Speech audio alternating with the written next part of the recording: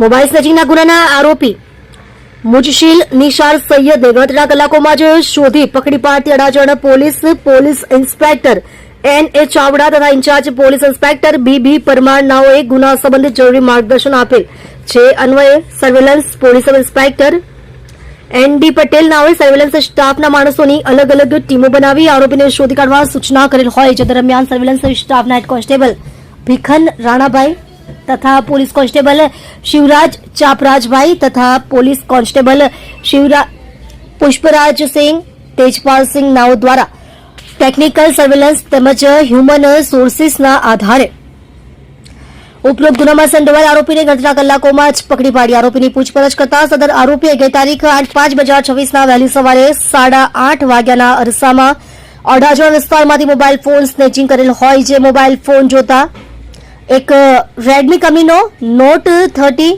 મોડલનો સફેદ કલરનો mobile phone જેની આશરે કિંમત ₹8,000ની છે. તેમજ આરોપીએ ગુનાના કામે ઉપયોગમાં લીધેલ એક કાળા કલરનું સુઝુકી કંપનીનું ઝિક્સર મોટરસાયકલ જેની કિંમત ₹52,000ની ગણી શકાય તે જે મળી કુલ કિંમત ₹60,000નો મુદ્દામાલ આરોપી પાસેથી કબજે કરવામાં આવેલ છે. જે મોબાઈલ ફોન આરોપીએ સ્નેચિંગ કરેલ હોવાની કબૂલાત કરતો હોય અડાજણ પોલીસ સ્ટેશનના મોબાઈલ સ્નેચિંગના ગુનાના આરોપી મુજમિલ નિસાર સૈયદ ઉંમર વર્ષ 23 ધંધો મજૂરી રહે ભેસ્તાન SMC આવાસ ડિંડોલી સુરત શહેરને ગણતરીના કલાકોમાં જ પકડી પાડી કાયદેસરની કાર્યવાહી કરેલ છે.